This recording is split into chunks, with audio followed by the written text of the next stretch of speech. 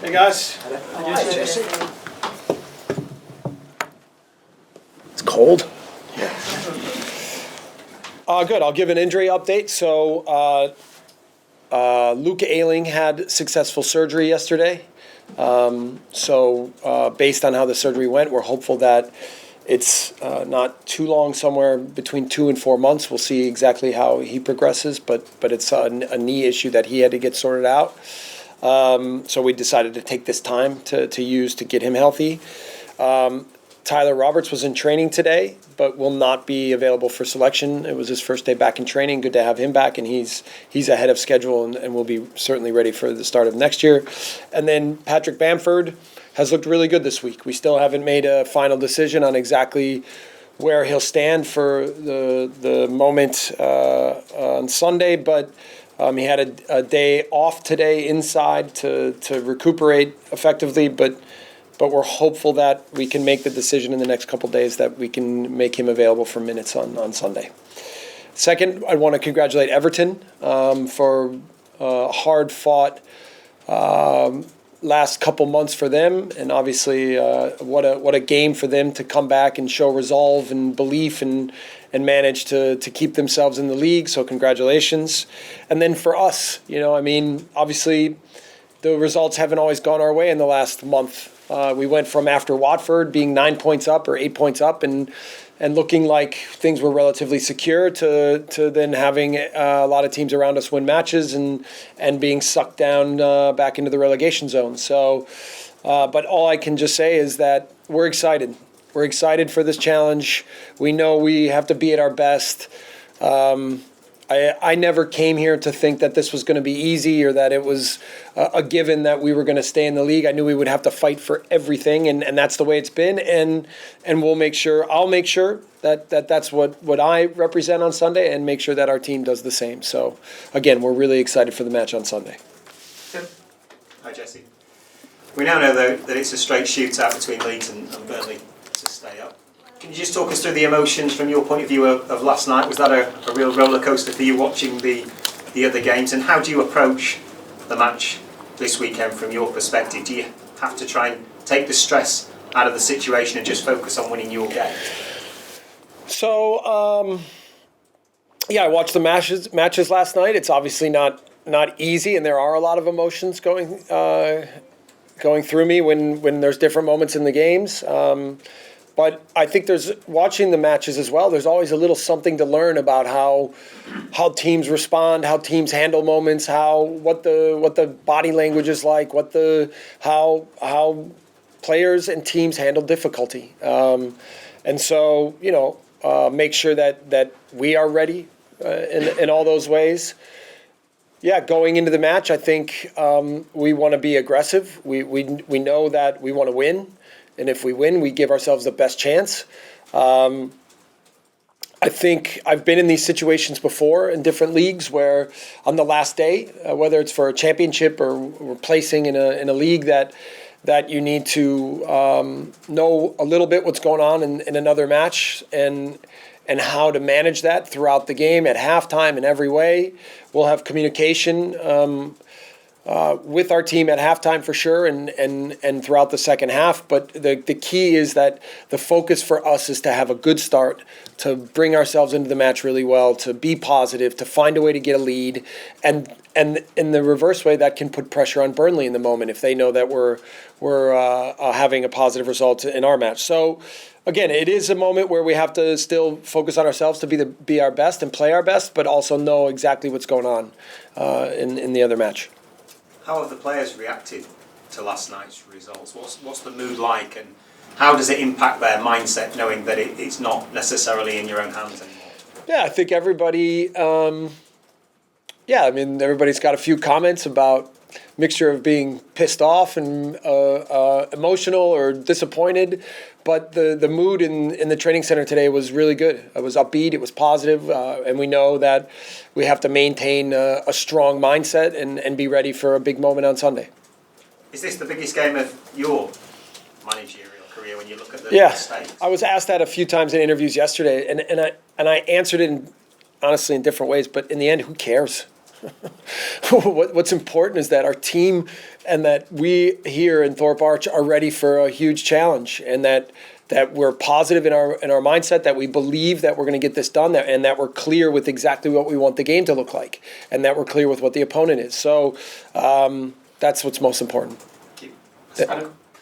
Jesse, is it a lot easier in some ways than now you know exactly what needs to be done?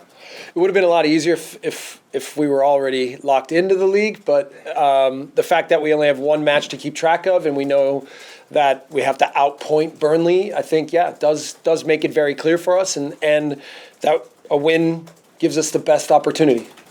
You've said that the lads are in good shape, being annoyed about some results last night, whatever, but what's it been like handling their emotions this week? Have you had to give them extra care, if you like? Have you had to pay more attention to certain individuals this week? I mean, I think I do that anyway.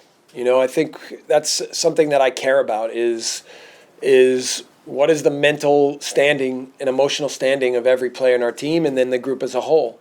And I try to represent by how I carry myself and the things that I say, what I would like our team to be, and how I would like our team to behave and handle moments. So, I mean, on days like today, days after losses and tough moments as a manager, I think that's when you have to be at your best. And certainly come Sunday, I want to be at my best and give our team and our club the best chance to perform at the highest level that we can. And that's been the focus all week, but it hasn't required a lot of extra energy. The lads have been focused, and the desire to do whatever we can is at an extremely high level, and we're going to need that again. We're going to have to dig deep again to survive and thrive and get through this. Robin Cobb, he looked to have enough last time out. Will he be available, and are there any other injury concerns for you? Yeah, no, Robin trained today. And then no one else, everyone else that was available last weekend will be available again. So you think he'll be involved? Yeah, he'll be in. I think he'll be ready from the start. And also, there's been a little bit of need between the two clubs. Prior to your time, Thomas Frank, Yeah. Tony, there's Proxy there, what have you, and then a few other bits. Does that come into your preparation in any way? Have you fed off that, or can you use that as a tool? I heard about it, and obviously some of our players are connected with that and the history of the two clubs. Eddie Gray was here yesterday, and he told me that in the old stadium at Brentford, it was always incredibly difficult to play there, and that with the newer stadium, it's really nice, but the energy's not as powerful, and that maybe it's a little bit easier to play there now. But we expect in their last match of the season, and when they're in the first season in the Premier League, for their fans to be there to celebrate what an incredible season, and for their team to perform for their fans.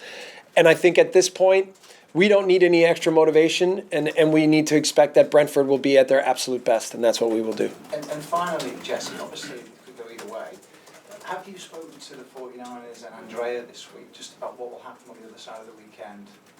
Whether it's yes or no? Yeah, no, I mean, we've again not had any communication other than to say that they have done some behind-the-scenes planning to make sure that we're in good shape in any direction that the seasons may go in, that financially, that with the player pool, that with what the future will bring, that we are very secure and able to move forward in a positive direction, which they said to me from the very beginning, right? Before I came here and I asked the questions about what will it look like if it goes in this direction and what will it look like if it goes in that direction, they were clear that they had a plan. They were able to map out some of what that plan looks like, and there was clarity already. So, my focus and then in that sense, they've kind of left me alone to not have to focus on anything other than the job at hand, and to make sure that I do everything I can to keep us up. Yeah, thank you. Hi, Jesse. Hi. We've talked about your support for the players.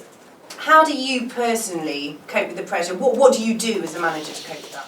I actually slept pretty well last night after the matches, because I still have a lot of confidence in our group. And obviously it's better when we fully control that with a win we're definitely in, but that's not the case. But the preparation to make sure that we do whatever we can to make sure that we get the 3 points on Sunday is the most important thing. So obviously there are stresses involved. I mean, I'm okay.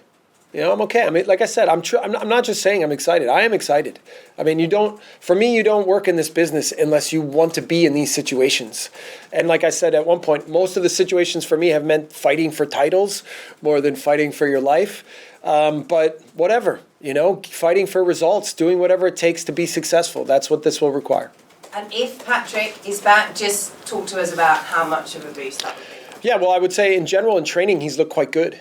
And I think I may have even said from the beginning when he had this injury that they say that sometimes the best thing for this injury is to actually rupture it because then it releases the tension in the actual tendon. And that's been the case. He feels very different than what he felt like 6 weeks ago when he was even trying to play. So, that's good. I think he's looked good. I think he'll have a positive impact. And we're just trying to physically prepare him in every way to give us hopefully as many minutes as he possibly can. And just finally, obviously it's been a great season for Brentford. What is the key to getting the better of them tactically, in your opinion? Well, there's moments in the phases of the match that I think we have to manage. They're good against the ball and good in pressing moments, but they also have really good movements when they have the ball. Eriksen is a key for them. He's had an incredible positive impact on their team since he's gotten healthy and started playing again, which is obviously a great story in football. And then one thing you know about them is set-piece situations. They're very creative. They have dynamic players. Eriksen puts very good balls in. They have a lot of variance in what they do, and we've prepared our team. Today was a set-piece day, so we worked entirely on video and on the pitch on making sure that we understand what we want those moments to look like. Thank you. Best of Yep, luck. thank you. Graham? Jesse, has anyone in the staff been through a scenario quite like the one you're facing Sunday with information coming from other grinds or whatnot? I mean, like I said, I have. I've been through this a lot. And I know how to stay focused on us, but to also make sure that we communicate the correct information at the right time so we know exactly what's important. Obviously, again, 3 points is the most important, but you can be in a situation where maybe 1 point is enough, and what does the game look like? What does the other game look like? So, and then, I mean, everybody in the staff has some football experiences for sure. But I've been on the last match day. The weirdest thing for me is even that we had to sit and watch a match day last night that wasn't in congruence with the rest of the league and then wonder what the results were going to be on the last week of the season. That is very unusual. But all of us in football, as footballers and as managers, have been through these moments. How do you create an environment that takes the consequences away from the players' minds? Yeah, right now it's virtually impossible, right? I try to not be a result-based manager. I try to be based on the process. But I've had 12 weeks where that's been or 12 matches where that's been really tough to manage, and certainly this one will be the toughest. However, the message has been that we've had a lot of experiences together in a short time, and I think we've grown together a lot as individuals and as a group. We've modified a lot of the things that we do, everything from how we behave here at the training center to the way we play, to our routines. And this this final match day has to be a representation of everything we've been through in a positive way to be at our best and put our best performance on the pitch for this moment in time. Thanks. Baron? You suggested there's a bit of doubt in your voice about Patrick then. That decision clearly hasn't been made yet. What do you need to see in the next 48 hours to make that decision? What are you and Rob still mulling over? Well, more than anything, that we're not risking him at any level. At the moment, I don't believe we would be. And then to just have one more meeting tomorrow with Patrick to go through, what it's looked like, what the loads have been, how he feels, and then do a final assessment of, is he available, how many minutes, what's the best strategy, and then we have to be ready to let him go and play. So that's where we're at. It's interesting what you mentioned about Eddie there and the talk he came in and gave. Was it purely about the Griffin Park angle and the fact they're in this new stadium now? What else did Eddie talk about? Well, Eddie, he didn't come to give a talk. He just was here. And then he's such a wonderful man. And he has a lot of wisdom. And he's been very generous to me. So, I like speaking with him. I feel like he's a real person, that that he has real experiences, and he's incredibly positive. So we talked everything about what this club is to the community, to what it's like to come here to this training center, to what it's like to represent Leeds United, to his nephews and sons, and his connection to what football is, this club is, to the future of the club with his great nephews and grandsons and everything. So what an incredible man he is, and that he still can, at his age, go jogging 3-4 times a week and stay fit, and he looks like a machine. So, I mean, yeah, it was great. It was great having him here, and really nice for me also to have that experience. Good luck on Sunday. Thanks. Well, Jesse, you said when you first came here that your intention was to be head coach, whether you were in this division or in the Championship. How do you see it now, and is your position still the same? Yeah, absolutely. I'm here. When we talked about coming, this was about a long-term project, and I'm thankful that the club committed to me in that way. Now, you always know as a manager that if things get tough, that you never know what the future can hold. But I believe that the connections we've made and the work style and ideas of what we think this life of football life is really mesh well together. The support I've had from everyone has been amazing. But again, I'm not thinking about, right now in this moment, I'm not thinking about the long-term project. I'm thinking only about Sunday and doing everything we can to prepare ourselves for that. Thank you. Yep. Stuart, I'll come out to you in a minute.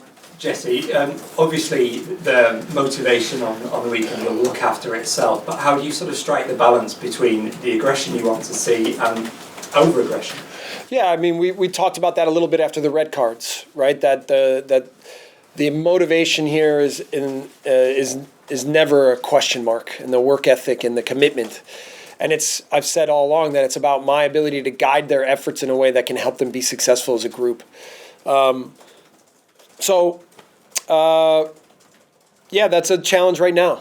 It's just about, again, my behavior and my belief and exuding that with everything I say and do.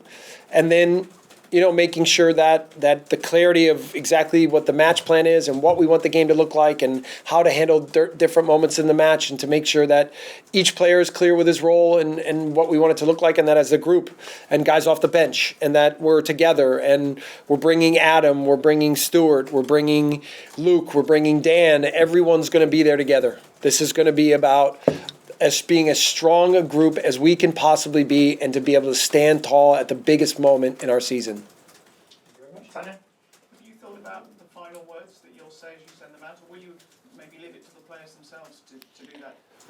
I've done a mix of that always, but I have ideas through the week that I think will be important for some of the motivational clarity, but I also kind of have to feel the moment at the end too. So it's a combination of everything. And then there are times when I ask the players to say something or to be ready to say something.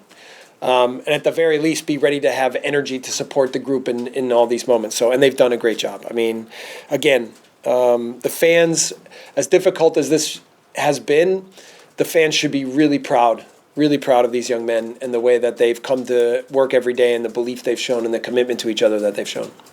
I'm going to go Mike, David, and then Sundays. When you were watching the Goodison game, the fans on the pitch at the end, does that show the impact that survival can have? Also, just a view maybe on safety of players and managers, because obviously. Well, I saw that at Patrick. And I saw it in Nottingham too, right? Yeah. So you want to see passion from the fans, but you want to see respect for the game and the players and the teams, and so some of these scenes are tough to watch. However, I don't need reminders of how important the moment is. We are very clear on that, and our fan base has been amazing throughout the process. Yeah, that's what I'd say. And sorry. Yeah. At stake as well as survival is this group of players that have been through so much together. Obviously, many are internationals that would want to stay in the Premier League. Yeah. At stake, is it this group staying together as well? Well, I haven't gone through player by player and scenario by scenario exactly what the consequences could be. But I'm very aware that the best chance for us, there's always changes season to season, always. But the best chance to keep the core of the group together is to stay in the league. And so I've really enjoyed the group. I would hate to see some of the guys go because I think I've made a real connection with the players here. We've really enjoyed our time together. And I think there's big potential of what we could become. So that's a big part of my personal motivation is to continue the relationships that I have here. So, yeah, David, for sure. have you done anything different or special to try and inspire the players this week? No, and in sometimes in moments like this, I think you have to be careful about over motivating or changing too much because it can sometimes add more pressure or more gravity. I don't think we need that. I think we need to stay calm and be clear. So that's a big part of what this week has been like, is really focusing on Brentford, what we want that match to look like, and how we want to play. Did Eddie just speak to you, or did he speak to the team as well when Eddie was here? No, Eddie was at the side of training, and he had a conversation with a couple guys that obviously have known him over the years, and then we spoke. Jacko was around, and yeah, so. Okay, Sunday, so can we sign off?